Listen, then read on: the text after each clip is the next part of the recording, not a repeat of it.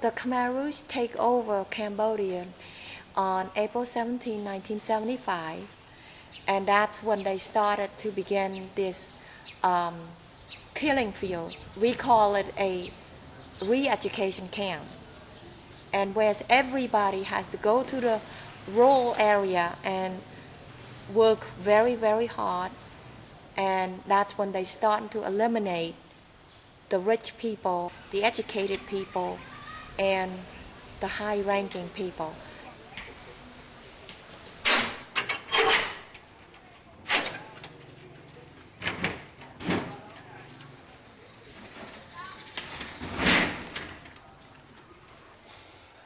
Monument Government's Building 1988.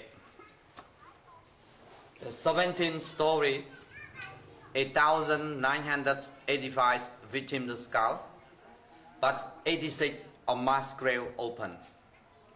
8,000 skull here. The altogether of 129 mass grave publicly died here. 20,000 the families intellectual education, a doctor, a teacher, a lawyer, engineer. This by axe. Okay. By axe, by the bamboo stick, and it's by hoe. You know hoe? I don't understand. Why did Cambodia? Crazy. Crazy man Pol Pot.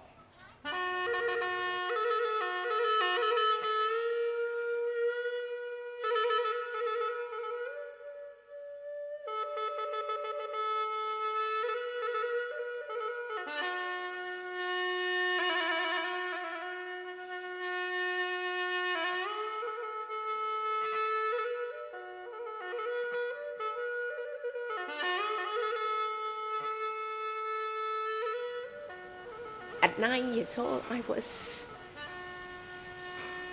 kind of scared. And in communist, it's like everywhere you look, it's dark. And after they took me away from my mom,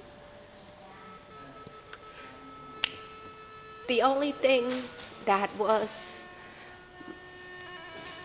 my best friend and also my confidant was the moon.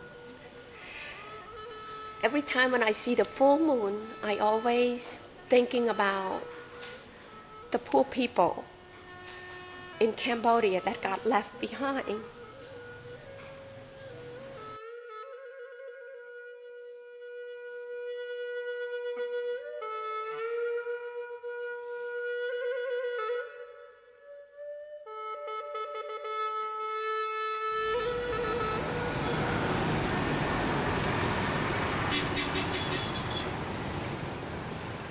Today, Cambodia's capital Phnom Penh is a far cry from the ghost town that it became under the Khmer Rouge.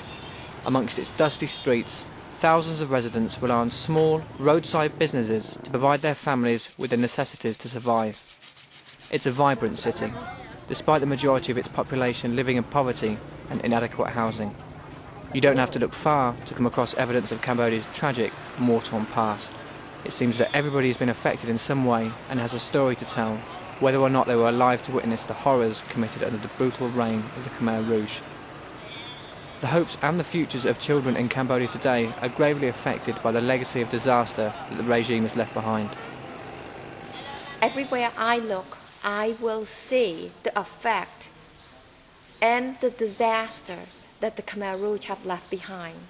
Everything was affected and it's connected somehow to the Khmer Rouge. It has greatly decimated this country. I think that the children in Cambodia is the key to run this country in the future, the way that I'm hoping that it will go. The teachers. Since the Khmer Rouge killed all the educators during that time, there is not a real educator left. So this country is started from ground up. Before 1975, these teachers were just students, and now they become teachers. So where do they get their training? None.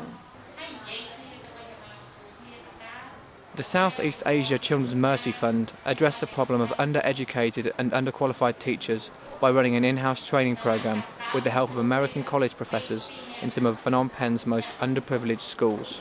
However, the problems affecting the children's ability to learn run far deeper than this.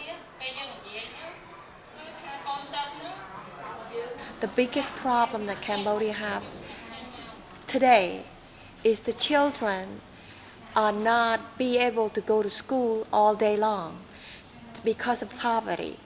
They only go for like half a day or a few hours a day only and have to leave school early so they can go to the garbage mountain, pick up the recycling material, and that is their way of make a living.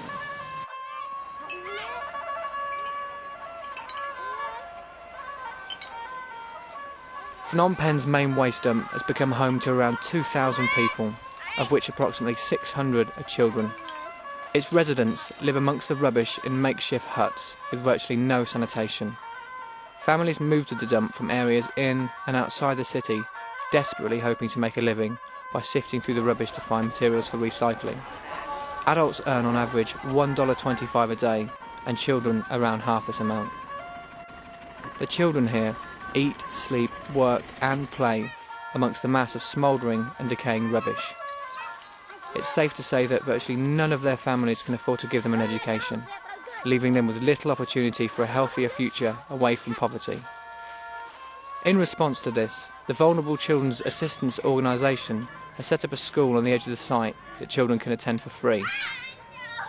The students that come to learn here, just the children that work in the dump site, and then they come to learn here only hour a day. It's free for them.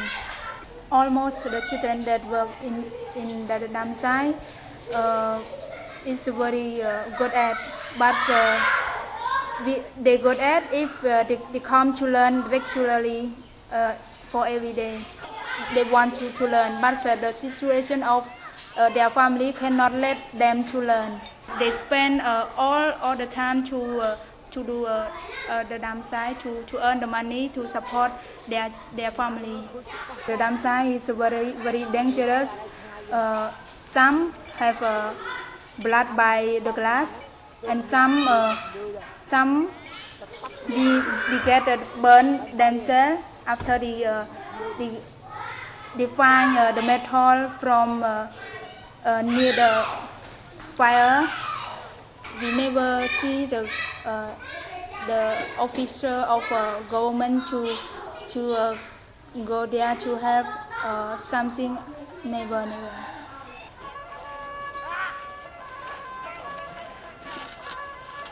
The most shocking thing about the rubbish dump isn't the awful conditions in which these people are prepared to live and work, but the lack of interest that the government has in the situation. It seems the only glimmer of hope lies in the hands of non-government organisations like the VCAO and the Southeast Asia Children's Mercy Fund.